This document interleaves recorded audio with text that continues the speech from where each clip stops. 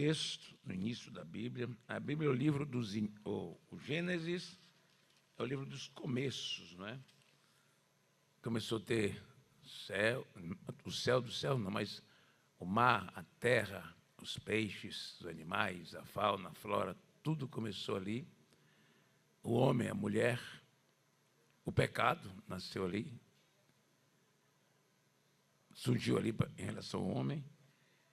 Depois vem o primeiro filho, Caim, foi o primeiro filho registrado na Bíblia. Não se sabe se Adão, antes do pecado, teve filhos e filhas, a Bíblia não diz isso. A Bíblia diz que Adão teve filhos e filhas, mas não diz se houve antes do pecado.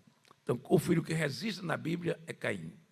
Era o primeiro homem nascido na terra. Porque Adão não foi nascido, não foi feito. O primeiro homem que nasceu foi Caim. Mas também é o homem que cometeu o primeiro assassinato na história da humanidade. E desse assassinato vieram tantos outros. Hoje eu estava ouvindo uma reportagem de um garoto de 17 anos, 16, que porque o pai tomou, ele estava fazendo barbaridade, tomou o celular dele e guardou. Ele matou o pai, matou a mãe e matou a irmã ontem, em São Paulo. Ele pegou a arma do pai, que o pai era militar, estava com uma revólver guardada, ele pegou, matou o pai, a mãe e a irmã. É a semente de Caim, que até hoje está aí fazendo violência. Quando Deus destruiu o povo no tempo de Sodoma, ou no tempo do dilúvio, ele disse: a terra está cheia de violência. E a violência que nasceu naquele dia permeia o mundo até hoje, que é um espírito diabólico que estava em Caim, se espalhou pela face da terra até o dia de hoje. A terra está cheia de violência. Mas aqui nós temos uma história de dois irmãos, primeiro nasceu Caim, depois nasceu Abel. E o texto diz isso, e depois diz assim, no tempo de ofertar ao Senhor, que é um princípio bíblico, não é um princípio da lei, é um princípio da Bíblia, o princípio da oferta. E no momento os dois ofertaram ao Senhor. Não foram no mesmo tempo. Mas a Bíblia diz que os dois ofertaram ao Senhor. No capítulo 4 de Gênesis, os dois ofertaram ao Senhor. E diz que Abel foi pastor de ovelhas e Caim foi lavrador da terra. No fim dos dias, Caim trouxe do fruto da terra uma oferta ao Senhor. Abel também trouxe dos primogênitos das suas ovelhas, da sua gordura, e atentou o Senhor para Abel e para a sua oferta. E eu pergunto que sempre a gente está fazendo, por que Deus aceitou a oferta de Abel e rejeitou a oferta de Caim? Alguém diz, porque a oferta de Abel não tinha sangue. Não é isso. Porque Abel trabalhava no campo. A oferta dele era legal. E Abel trabalhava com o rebanho, era pastor de ovelha, e Caim trabalhava com planta, lavoura. Então não foi errado ele oferecer do que ele trabalhava. A questão interessante é o coração com que você faz uma coisa para Deus. É a motivação que a pessoa faz algo para Deus. Isso é muito importante. Os dois deram oferta. Agora diz uma coisa bem impressionante no texto. No fim dos dias, Caim trouxe uma oferta ao Senhor. Mas Abel trouxe o primogênito. É aí que está o segredo da diferença da oferta. Porque Caim trouxe do que sobrou no final da safra, ele trouxe algo para o Senhor, como quem cumpre um protocolo. Tem gente que vai para a igreja, vem para a ceia, cumprindo um protocolo, todo mês tem ceia. Deus não recebe esse sacrifício. Que Deus está vendo o coração de cada um de nós. Esse é o grande segredo do que você faz para Deus. Você pode pregar um bocado, cantar um bocado. Se não for com o coração, com a intenção de adorar. Quem veio aqui adorar o Senhor, glória a Deus. A intenção de adorar. Fica claro na Bíblia que a intenção de Abel era a intenção de adorar. E Caim a intenção de cumprir tabela. Vou fazer também, vou dar uma ofertinha aqui. mas ele não o fez com o propósito de adorar. Isto é muito sério. Quando você faz algo para Deus, tem que ser para Deus, não para você. Muita gente está fazendo coisa para Deus, dizendo ele que é para Deus, mas é para a glória de si mesmo. Tem gente que está buscando glória pessoal, mas tem gente que está buscando toda a glória para o Senhor. Aleluia. Toda a glória para o Senhor. Então, o Senhor disse, me agradei da oferta de Abel, mas não da sua. E vem 3 reações de Caim, que muitas pessoas podem ter essas reações. Primeira, foi a reação de inveja. A reação foi o quê? Inveja. Por que os irmãos de José queriam matar José? Por inveja.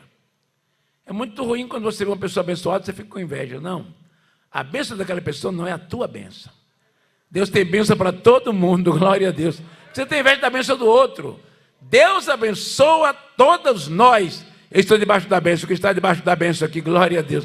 Nós estamos debaixo da bênção do Senhor. Deus abençoa como Ele quer, quando Ele quer e a quem Ele quer. Então não precisa você ter inveja da bênção, porque Deus não precisa dividir a bênção que Ele vai dar você com o outro. Ele abençoa você e abençoa o outro. Ele tem todas as bênçãos do mundo, do céu e da terra. Mas o primeiro sentimento que Abel teve foi de inveja. Inveja, o sentimento que Abel ficou profundamente cheio de inveja. Segundo sentimento foi ira. A versão NVI diz assim, porque está furioso o teu coração. E nesta versão que eu estou aqui, o Senhor disse para ele, porque irou-se Caim fortemente e declarou sempre, ele teve ira. Você sabe que isso é uma coisa terrível. A lição de ontem da escola dominical foi sobre murmuração. O período da murmuração. Muita gente murmura por causa da ira. Os judeus murmuraram contra Deus, ficaram irados porque queriam tudo aqui e agora. Então, nós precisamos pensar nisso. Qual a reação que nós temos? Quando a gente quer muito dado à ira, ao ódio, ao ressentimento. E esse sentimento é terrível. Porque existe um ciclo da ira. A pessoa foi ofendida, se sentiu ofendido. A pessoa tem um ressentimento. O ressentimento é o início de um processo. Ficou ressentido, como Jonas estava ressentido. Deus disse, Jonas, é razoável esse teu ressentimento? Porque você está chateado porque eu matei essa pequena ave que cobria a tua careca, e eu não teria compaixão de todo esse povo que está na cinza se arrependendo na cidade de Nínive. Mas exatamente porque ele não queria que o povo se arrependesse, porque ele estava ressentido. Então, o ressentimento começa um processo. Depois do ressentimento vem a ira. Depois da ira vem a raiz de amargura. Mas quando vem a raiz de amargura, você não se contém, não se controla, você vai para a amargura. O pé de amargura já nasceu. Mas quando você não se controla, você vai para o desejo de vingança. Diga-se misericórdia. E a última etapa é a vingança.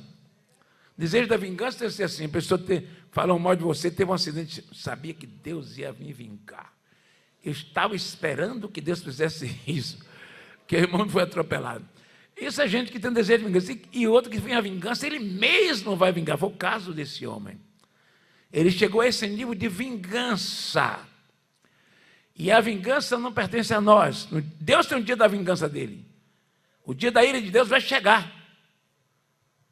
Na grande tribulação é chamado na Bíblia de o dia da ira do Senhor, o dia da vingança do Senhor. Nós precisamos desenvolver o perdão e não a ira. E quando a pessoa chega ao grau de vingança, aí a coisa vai ao pecado. É a história de Saul com Davi. E foi uma coisa simples.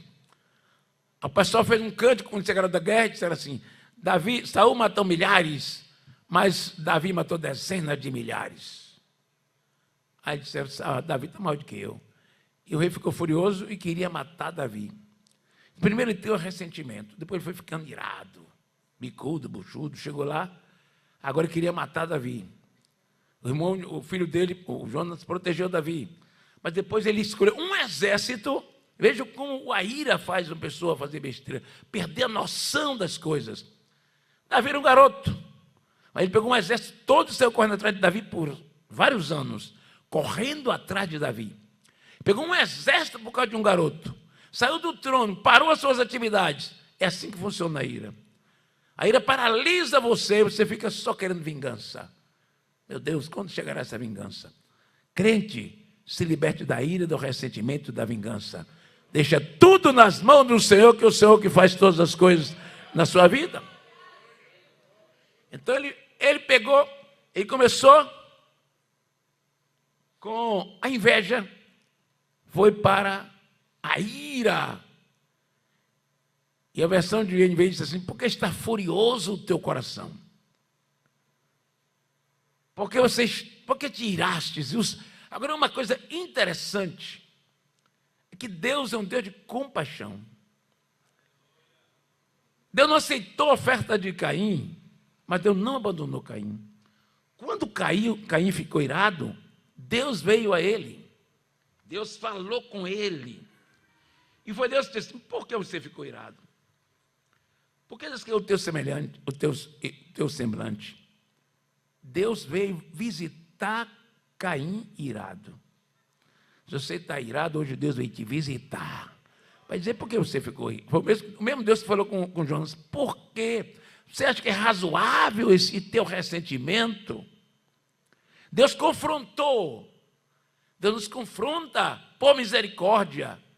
E Deus confrontou aquele moço. Disse: por que tu ficou irado? Por que você ficou para baixo? Decaiu o seu semblante. Por que você ficou para baixo assim? E o Senhor deu outra. Veja o texto, o que está escrito nesse texto em seguida. Deus está dando outra oportunidade. Deus dá outra oportunidade a você para se restaurar. Deus diz assim: se você fizer, ele não diz se você fez.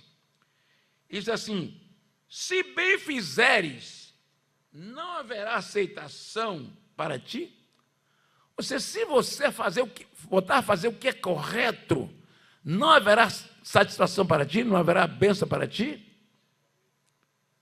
Então o Senhor está dizendo a ele que ele poderia fazer ainda, que era certo, que seria não matar seu irmão, né? E se não fizeres bem, o pecado jaz à porta, e para ti será o seu desejo e te dominará. Tem muita gente que Deus está falando: o pecado jaz à porta. O que é que você faz? Vai à porta e manda o pecado embora. Porque a pessoa vai dando oportunidade ao pecado. Essa oportunidade é como você deixa seu coração se contaminar. Diga para o seu irmão assim: não deixe o seu coração se contaminar. Porque as pessoas podem se contaminar com a pessoa que está falando, está falando mais de você, você fica contaminado. Aí você ouve um negócio lá na televisão, você fica contaminado. O coração vai se contaminando, você vai ficando magoado, ressentido, irado, amargurado, e o pecado jaz à porta. Quando você está à beira do ataque de nervo, por causa da ira e do mal que te fizeram, o pecado jaz à porta. Diga assim: misericórdia, Senhor. Peça misericórdia, porque o pecado jaz à porta. Quando você está sob uma terrível tentação, uma terrível perseguição, uma terrível luta, você está sendo criticado, zombado, você começa a ficar assim, decaiu o semblante. O pecado está perto. Mas é hora de você pensar: o que vou fazer nessa hora? O Senhor veio e disse: olha, se você fizer o que é certo, você ainda tem chance. Se você fizer o que é bom, você ainda pode fazer. É isso que você pode pensar. Você ainda pode se livrar dessa tentação. Você ainda pode se livrar dessa sedução na sua mente. Você ainda pode se livrar desse ressentimento. Você ainda pode se livrar desse ódio. Você pode se livrar dessa angústia. O Senhor te livra esta noite desta angústia. O Senhor advertiu previamente a Caim. Advertência: se você fizer bem, será aceito. Mas o pecado jaz à porta. O pecado está perto de você. Misericórdia. Mas Deus advertiu com a linguagem mais clara. O pecado está chegando. Se proteja, se livre disso. Deus estava dando uma grande oportunidade a Caim. Mas Caim não deu importância. Disse assim, olha, o pecado já é a porta para ti, será o seu desejo. Ele tinha uma coisa interessante. É o desejo que está em nosso coração. A intenção que há em nosso coração. A Bíblia diz que o Senhor conhece a intenção do nosso coração. É Romanos 8, 27. Tem esse texto aí, Romanos 8, 27. Vê se você tem na Bíblia, esse mesmo o texto diz. O Senhor conhece a intenção do seu coração. E antes que você peque, o Senhor chega. O Espírito Santo chega. A tua consciência fala. O Espírito está te falando, cuidado, vigia. Mas o tentador está ali, o tentador te seduzindo. Vigia, meu irmão. O tentador jaz à porta, mas o sangue de Jesus tem poder. Em nome de Jesus, nós vencemos as tentações.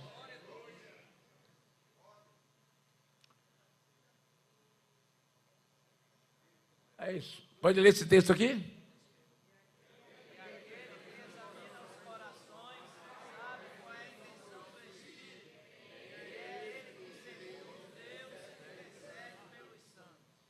A intenção do Espírito. Então, Deus estava ali e Deus sabia de tudo, estava entendendo o que estava acontecendo, só que ele não ouviu. A Bíblia diz, quem tem ouvido, ouça o que o Espírito diz à igreja. Quem tem ouvido, ouça o que o Espírito diz à igreja. O Espírito nos fala conosco, de vigilância, não é? E de repente, nós vamos observar que Caim continuou furioso. Deus tinha dito, e foi Deus que falou com ele. Talvez nessa palavra que eu estou falando, essa possível palavra hoje, Deus pode estar falando com você. Acalma o teu coração. A resposta vem do Senhor. Não haja pela força do seu braço. Não haja pela força da sua ira e do seu ressentimento. Não haja pela força da desilusão, da frustração. Haja na unção do Espírito Santo de Deus. Acalma, te acalma, fique em paz, que a vitória vem do Senhor. Aleluia. Glória ao nome de Jesus. Então nós vemos que, depois disso, Caim chamou Abel para o campo e foi lá e matou seu irmão. Matou.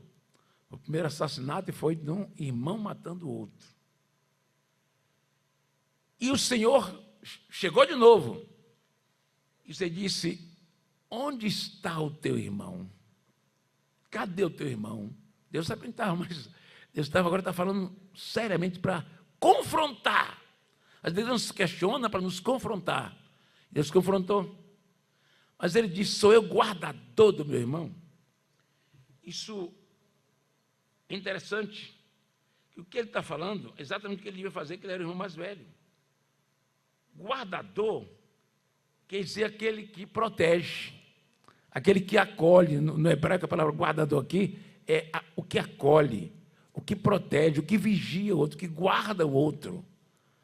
É exatamente isso que cada crente deve ser do outro, guardar o seu irmão na oração, guardar o seu irmão no joelho, guardar o seu irmão na fé. Talvez o teu irmão está mais fragilizado do que você, está mais fraco do que você, mais vulnerável do que você. É você, ora, Deus fortalece o teu filho.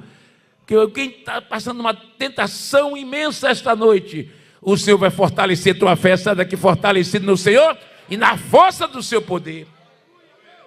Então, eu não sou guardador, ou seja, eu não sou protetor, o que ele devia ser. Ele está dizendo exatamente que não é. Eu não sou guardador do meu irmão, não sou protetor, eu não sou cuidador, não sou acolhedor. É exatamente o que nós devemos ser. Acolhimento. Nós estamos vendo muitas lutas, tem muita gente fragilizada no nosso meio, vulnerável, diante de tantas tribulações que muitos crentes estão passando. Mas tem aqui um irmão que, em verso de Abel, ou de Caim, é o guardador do seu irmão. É aquele que acolhe, que abraça, diz, conte comigo, eu estou com você. Eu vou abençoar a tua vida, aleluia. Eu vou proteger você em oração. Quem pode proteger o outro em oração aqui, dá glória a Deus. A oração protege o seu irmão. Em vez de dizer, eu já sabia que ele ia fracassar. Não faça isso nunca. Se você sabia, por que não ajudou? Você acaba pecando e dizendo, eu sabia que aquele irmão não ia ficar crente. Você foi atrás dele? Você já sabia? Como é que você deixou ele cair e não foi lá atrás dele? Agora, se você já sabia, você cuidou, tentou salvar ele, caiu, ou seja, eu sabia, mas ajudei, mas ele não quis. Mas você está esperando ali na empresa que ele caia no buraco? Caia no despenhadeiro? Você pode livrar alguém da morte? O que foi que Judas escreveu na sua carta? Disse assim, salvai alguns como retirando do fogo.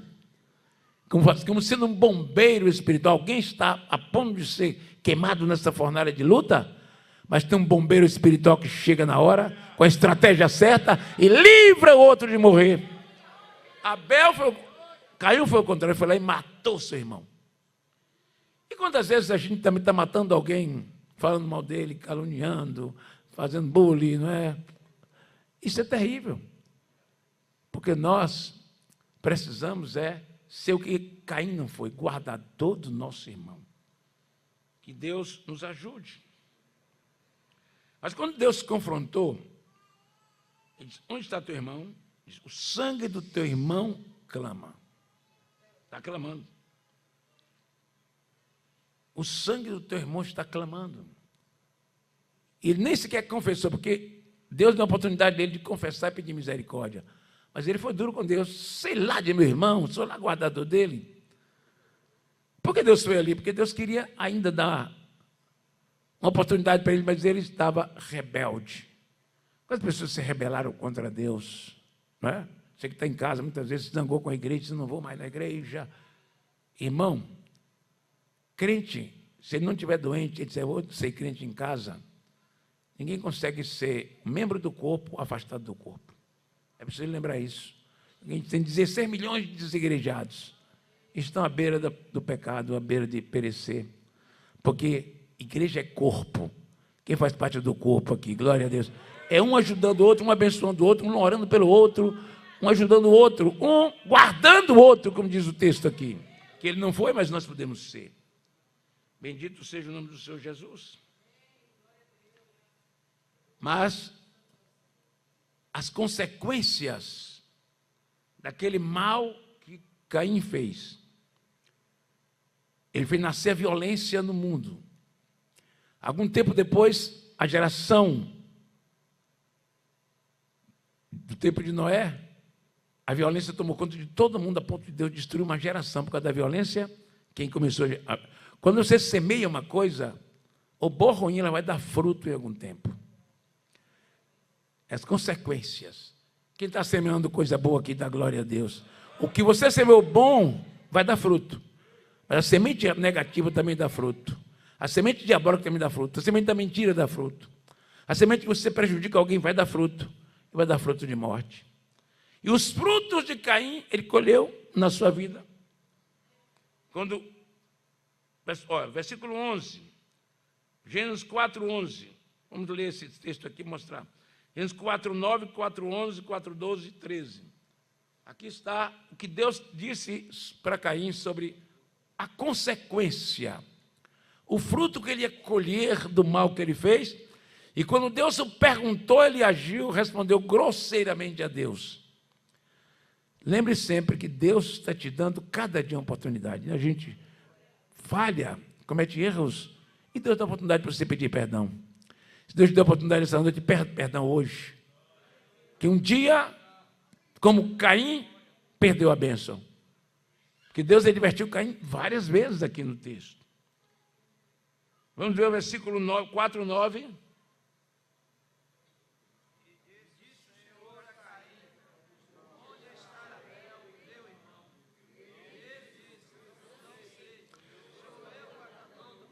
Versículo 10.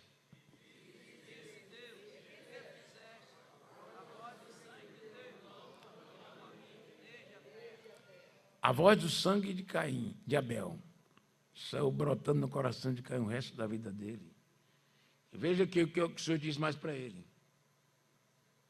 Versículo 11.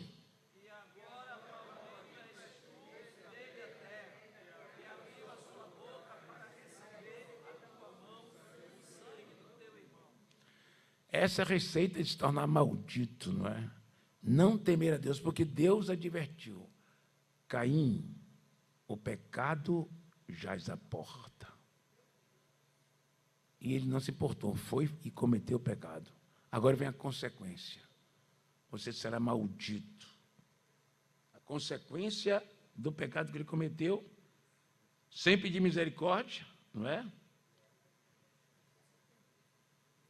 Depois, versículo 11. Versículo 12.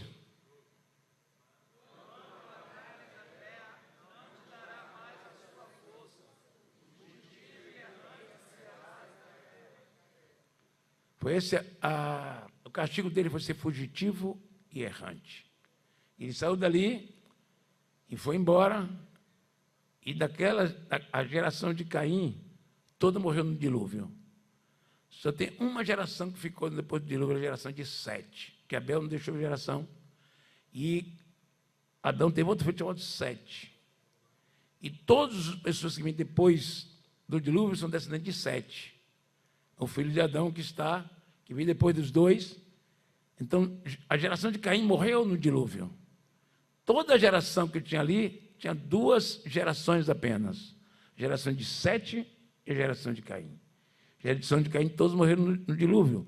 E os descendentes de Caim, que ficaram salvos, Noé e a sua família, eram descendentes de Sete, descendentes de Abraão, ou de Adão e de Sete.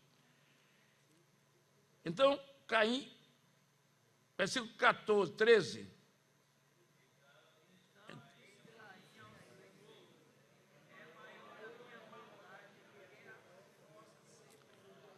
Ele agora caiu na real. Minha maldade foi muito grande, porque ele conseguiu matar metade da população dos filhos que tinham na terra.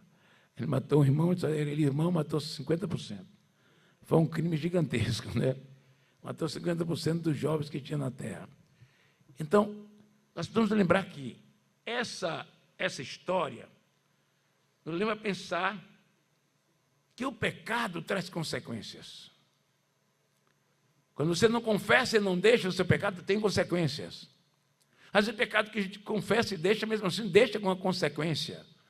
Porque você já fez alguma coisa, por exemplo, alguém que matou alguém, ele pode ser perdoado desse pecado, mas a consequência ficou, uma vida foi ceifada. Então tem coisas que apagam o pecado. Você cometeu um erro, fez uma mentira, pediu perdão, não matou ninguém, o pecado desapareceu. Mas tem gente que comete erros que vai ficar para as gerações seguintes. Seus filhos ainda desfrutam da maldade do seu pai. Quer dizer que o pecado dos pais vão até a terceira geração, quarta geração. Por isso que é bom a gente colocar nossa vida no altar do Senhor. Para que nossas gerações depois de nós não sofram, não é? Também é importante você lembrar nessa história, com a oferta de Caim e Abel, que a verdadeira adoração não se resume apenas à prática, mas à intenção do coração. Não é só a prática de Senhor, eu vou ajudar os irmãos que estão sofrendo lá no Rio Grande do Sul, eu vou dar uma oferta. Se você fizer para a glória do Senhor, a sua intenção vale mais do que eu quero aparecer, vai para a televisão, para a rede social, fala, estou dando R$10 para os irmãos no Rio Grande do Sul. Já recebeu seu galardão. Não você abrir a boca e falar. Você ajudou, ficou calado, Deus te deu graça porque pôde ajudar alguém, Deus recebe a sua oferta também. Você ajuda um necessitado, Deus recebe porque você fez de coração. A motivação foi abençoar alguém. Quando a tua motivação é abençoar, você também está sendo abençoado. Aleluia. É a motivação que eu faço as coisas. A motivação.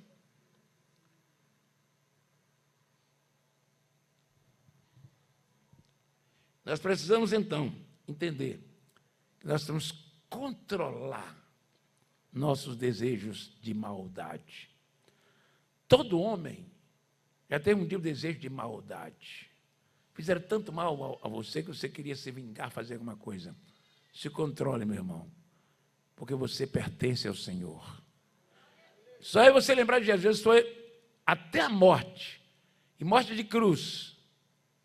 E ele ainda perdoou todos que o ofenderam. Jesus disse: aprendei de mim, que sou manso. Diga comigo. Todo dia eu falo esse versículo. Como é que Jesus disse? Aprendei de mim, que sou manso e humilde de coração. Essa palavra nunca é demais. Aprender com ele é maravilhoso. Nós temos exemplo aqui do que o ódio, a ira, leva ao coração das pessoas. O ressentimento, como é terrível, leva à morte de alguém. Que Deus tenha misericórdia de nós. Olha um texto de Tiago 1, 14, 15. Coloquei para a gente ler. Como é que acontece que é gerado o pecado em nós? É Tiago 1, 14, 15.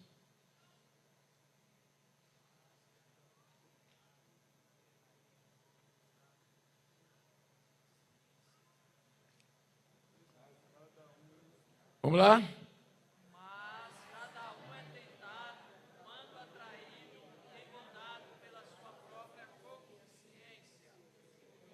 Depois, havendo a concupiscência conseguido, dá luz ao pecado. E o pecado, sendo consumado, gera morte. Olha a dinâmica do pecado. Cada pessoa é tentado, tentado pela sua... O que é concupiscência? Desejo. É tentado pelo seu desejo. Quando ele transforma esse pecado numa iniquidade, num pecado permanente, gera a morte.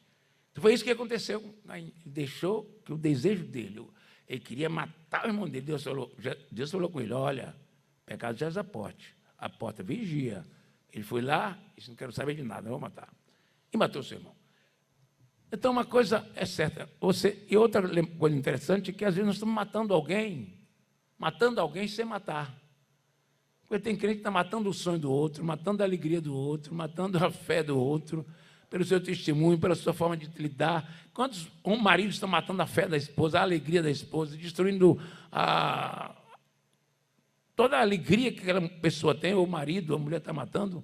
Tem que estar matando o outro aos poucos, na unha, como diz aí, matando o seu irmão, deixar o seu irmão no fundo do poço. Com os irmãos de José, quase matavam José, mas Deus teve misericórdia de José. Então nós precisamos entender que às vezes nossa forma de agir com alguém, de forma insistente, cada dia você está massacrando seu filho, você está matando o seu filho. Eduque, mas não mate. Tem muita gente que está matando o seu irmão, fala mal, calunia, eu não gosto dele, quero ver ele acabado. Isso é uma forma de matar a alegria do outro, o sonho do outro. Então nós precisamos ser da vida, da alegria, de motivar o outro, de ajudar, de abençoar, de orar pelo outro. A igreja vai morar no céu, aleluia. E nós somos crentes que amamos, que oramos pelo outro, que ajudamos, que abençoamos, que abraçamos, que acolhemos, que guardamos o outro. Aleluia. Judas 1, ou 1 João 3,12, diz assim: não seja como Caim, que pertenceu ao maligno e assassinou seu irmão. E por que ele matou? Porque suas próprias ações eram más e a do seu irmão eram justas. Esse é que gerou a inveja. Suas ações eram más. Suas ações são boas? Você está gerando boas obras, coisas boas para Deus. Quem está gerando coisas boas para Deus aqui, dê glória a Deus. Você não pode estar gerando coisas ruins. Em casa você é um péssimo marido, um péssimo filho, um péssimo pai, e você faz coisas erradas no seu trabalho, anda destruindo as coisas que devia construir, destruindo seu casamento, seus relacionamentos, sua vida. Aprenda a fazer coisas boas. Aprenda a fazer coisas boas em nome do Senhor Jesus. Nós somos do bem, nós somos de Jesus, somos da graça, somos da misericórdia, somos do amor, somos da compaixão. Nós somos filhos de Deus. O que é que Paulo diz? Sede imitadores de Deus como filhos amados. Quem quer imitar a Deus aqui, dá glória a Deus. Não é fácil, mas é possível, não é? Sede imitadores de Deus como filhos amados. Então é isso que nós precisamos estar pensando todo dia. Como nós podemos melhorar, não é? Como podemos melhorar para ajudar um ao outro? É o que o profeta disse: um ao outro ajudou, e o seu companheiro disse: esforça-te. Vamos dizer esse versículo? Um ao outro, e ao seu companheiro disse: olha para cá do seu irmão e diga assim: esforça-te. Esforça-te. Se esforça para ser mais crente, para ser mais humilde, mais amoroso, mais cordial, mais bondoso, mais benigno, mais perdoador, mais crente, mais santo, mais do céu do que da terra. É isso que eu crente tem que ser, mais do céu do que da terra. Tem gente que está muito da terra. O teu pé está na terra, mas a tua mente está no céu. Quem está com a mente no céu, pensando em Cristo, nas coisas poderosas, breve Cristo vai voltar para arrebatar a sua igreja, nossa mente está lá no céu. Glória a Deus, Deus nos ajude. Aprendemos com Ele a sermos bênção para o outro. Vamos estar em pé.